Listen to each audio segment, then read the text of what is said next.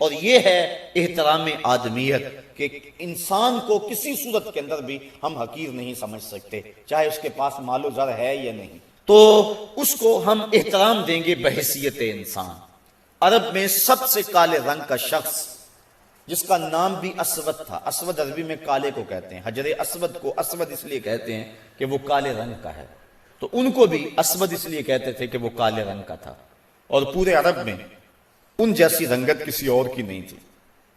عرب میں جہاں اونچ نیچ اور تفریق بہت ساری تھی، تو ایسے شخص کو کوئی اپنے پاس بٹھانے کے لیے تیار نہیں تھا۔ ایک تو ذات کا غلام، دوسرا رنگت کالی، کوئی شخص اس کے قریب بیٹھنے کو تیار نہیں تھا۔ جب اسلام کا نور چمکا، گھر گھر اجالے پہنچے، تو اسود حضور کی خدمت میں حاضر ہوا اور عرض کرنے لگا، حضور اگر میں اسلام لے آؤں تو مجھے کیا ملے گا؟ اب جنت کا وعدہ اسے دیا جا سکتا تھا، دوزخ سے نجات کی بات اس کے ساتھ کی جا سکتی تھی، لیکن حکیم تو وہ ہے جو مریض کی نبض دیکھ کے اس کے مرض کو پہچانے اور اس کے دکھڑے کو سمجھے اور اس کے علاج کو جانتا ہو۔ اس نے کہا، حضور اگر میں اسلام لاؤں تو مجھے کیا ملے گا؟ فرمایا، جو ابو بکر و عمر کو ملا ہے وہی تجھے ملے گا، جس صف میں وہ بیٹھتے ہیں اس صف میں تو بیٹھے گا۔ تو اس نے کہا، پھر دیر نہ کیجئے، مجھے اپنی غلامی میں لے لیجئے۔ اقبال کہتا ہے، اسود از توحید احمد می شود، اسود توحید کے فیضان سے احمر ہو گیا ہے۔ تو یہ ہے اسلام کا دیا ہوا فیضان، اور یہ ہے انسان کا احترام، اور یہ ہے اس کی عزت اور اس کی توقیر کا درس۔ ذرا دیکھیے غلام کی عزت افزائی، ذرا دیکھیے غلام کی پوزیشن اور حیثیت یہ ہے عرب میں کہ آقا کا جوتا دھوپ سے اٹھا کر چھاؤں میں رکھتا ہے تو آقا کوڑے برساتا ہے کہ تو نے مجھے پوچھا کیوں نہیں، صرف اس بات پہ۔ وہ کہتا ہے، جی وہ دھوپ میں پڑے تھے خراب ہو جائیں گے، میں نے اس لیے چھاؤں میں رکھے۔ وہ کہتا ہے، تو متکبر ہو گیا، خود سر ہو گیا، تجھے اپنی اوقات یاد نہیں رہی، میرے جوتے کو میرے پوچھے بغیر تو نے ہاتھ لگایا، تیرے اندر ہمت کیسے ہوئی ہے؟ یہ ہے غلام کی رسوائی۔ اقبال نے غلام کی اس رسوائی کا نقشہ کھینچا۔ وہ کہتا ہے، غلامی کیا ہے ذوق حسن و زیبائی سے محرومی، غلامی کیا ہے ذوق حسن و زیبائی سے محرومی، جسے زیبا کہتے ہیں آزاد بندے ہے وہی زیبا، بھروسہ کر نہیں سکتے غلاموں کی بصیرت پر۔ غلام کی اس بصیرت کو کوئی ماننے کے لیے تیار نہیں ہے، بھروسہ کر نہیں سکتے غلاموں کی بصیرت پر کہ دنیا میں فقط مردان حر کی آنکھ ہے بینا۔ پھر آگے ذرا اقبال کا تیور دیکھیے، حالات کیسے بدلتے ہیں۔ وہ کہتا ہے، وہ دانائے سبل ختم الرسل مولائے کل، جس نے غبار راہ کو بخشا فروغ وادی سینہ، نگاہ عشق و مستی میں وہی اول وہی آخر، وہی قرآن وہی فرقان وہی یاسین وہی طٰہٰ، جس نے خاک کی مٹھی کو فروغ وادی سینہ دے دیا۔ جو غلام آقا کا جوتا نہیں اٹھا سکتا تھا، اب اس غلام کی حالت بدلتی ہے، دن پھرتے ہیں، حالات تبدیل ہوتے ہیں۔ حضور معراج سے پلٹ کے آئے اور آتے ہی بلال حبشی کو بلا کر کے کہا، بلال تو کون سا نیک عمل کرتا ہے؟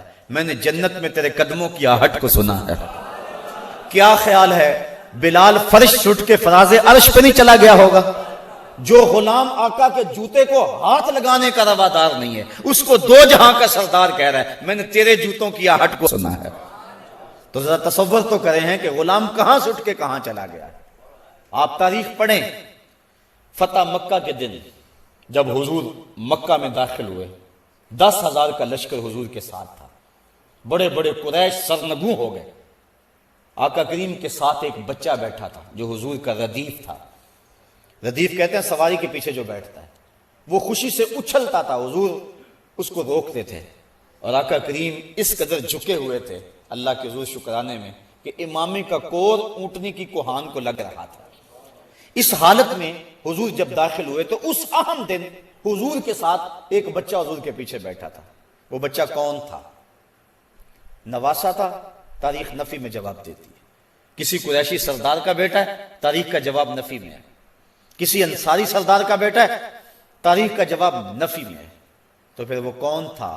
وہ حضور کے منہ بولے بیٹے اور غلام حضرت زید بن حارثہ کا بیٹا حضرت اسامہ بن زید رضی اللہ تعالی عنہ۔ فتح مکہ کے دن اس اہم موقع پہ اپنے ساتھ جس کو بٹھایا وہ کون تھا؟ وہ غلام زادہ تھا، اور دنیا کو بتایا کہ محمد عربی کی فتح غلاموں کو عزت دیتی ہے اور ان کی کامیابی اور ان کی کامرانی کا دن ہے۔ ایک غلام کو یوں عزت دی، دوسرے کو کعبے کی چھت پہ چڑھا دیا، کہا بلال اذان پڑھو۔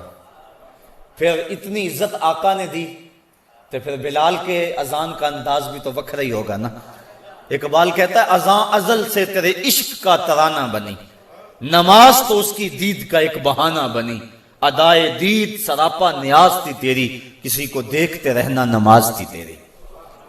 حضرت بلال حبشی کعبہ کی چھت پہ ہیں اور حضور علیہ السلام طواف میں ہیں۔ جب انسان اذان دینے لگتا ہے تو اس کا رخ کدھر ہوتا ہے؟ کعبے کی طرف۔ مؤذن کی بڑی شان ہے شریعت میں، کیونکہ وہ تمہیں نماز کے لیے بلاتا ہے۔ یار مؤذن تو مؤذن رہا۔ ایک حدیث میں آتا ہے لا تسبوا الدیک لأنہ یوقظ للصلاۃ، کہا مرغے کو گالی نہ دیا کرو، یہ تمہیں صبح نماز کے لیے اٹھاتا ہے۔ جو نماز کے لیے صبح مرغ آواز لگائے تو وہ بھی محبوب بن جائے، اور فرمایا اس کو بھی کبھی گالی نہ دینا۔ تو جو پھر تمہیں نماز کے لیے بلائے اس مؤذن کا عالم کیا ہوگا اور اس کی شان کیا ہوگی۔ اور پھر جس مؤذن کو یہ شرف حاصل ہے کہ اس نے حضور کو سامنے دیکھ کر اذانیں پڑھی ہیں، اور حضور سامنے ہوتے تھے تو کہتا تھا اشہد ان محمد رسول اللہ، تو اس کی شان اور اس کی عظمت کا عالم کیا ہوگا۔ تو اذان جب دیں تو رخ کرتے ہیں قبلے کی طرف، اور جو کعبہ کے اندر چلا جائے وہ تو جدھر رخ کرے گا قبلہ ہے، جو حتیم میں چلا جائے جدھر رخ کرے گا قبلہ ہے، جو کعبۃ اللہ کی چھت پہ چڑھ جائے وہ تو جدھر رخ کرے گا قبلہ ہے۔ اب وہ رخ کدھر کرے گا؟ جدھر مرضی کر لے قبلہ ہوگا۔ حضرت بلال حبشی جدھر بھی رخ کر کے اذان دے دیتے ادھر ہی قبلہ ہوتا، لیکن حضور طواف کر رہے ہیں اور بلال حبشی نے اذان شروع کی، اور جدھر جدھر حضور جا رہے ہیں وہ رخ ادھر ادھر موڑتے چلے جا رہے ہیں۔ اس سے ہمیں دین کی سمجھ آ گئی۔ اور اقبال کہتا بمصطفیٰ برساں خیشرا کہ دین ہماؤس، اگر باؤ نہ رسیدی تمام بو لہبیز، سارا دین تو نام ہی محمد عربی کا ہے۔ حضور تک پہنچ گئے تو خدا تک پہنچ گئے، ورنہ کوئی اور راستہ بخدا خدا کا یہی ہے در، نہیں اور کوئی مفر مکر، جو وہاں ہو یہیں آ کے ہو، جو یہاں نہیں وہ وہاں نہیں، وہی لا مکان کے مکی ہوئے، سر عرش تخت نشیں ہوئے، وہ نبی ہیں جس کے ہیں یہ مکان، وہ خدا ہے جس کا مکان نہیں۔ صاحبو یہ مضمون بھی اپنے دامن میں بڑی وسعت رکھتا ہے، حرمت انسانیت، لیکن وقت کی نزاکتیں پھر آڑے آئیں۔ اللہ مجھے آپ کو اپنی رحمتوں اور کرم نوازیوں کا حقدار بنائے۔